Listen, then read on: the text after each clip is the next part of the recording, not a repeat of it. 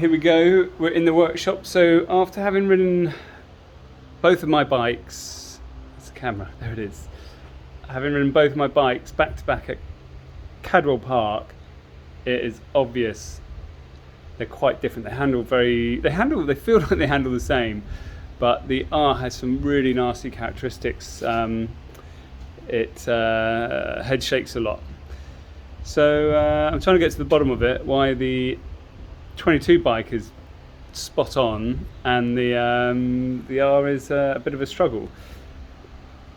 But having said that, the lap times I did Snetterton were virtually identical on them. And they both felt really good, didn't feel too far apart, which is a mystery to me, but here we go. I'm going to tell you some mega exciting measurements.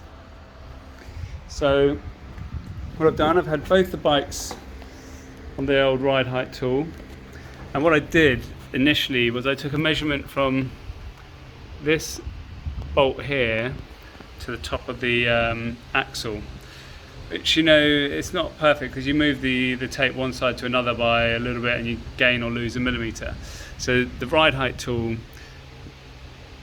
it's a datum point, isn't it? Okay, and then I've got my other point here, so I measure from this line to this one, and then I moved the ride height tool across onto the other bike and verified the measurements. So again, did the same measurement from there to there, and then did the same from here to here. And the ride height tool on both bikes was 1 millimeter different to what I was expecting from the measurement from here to here.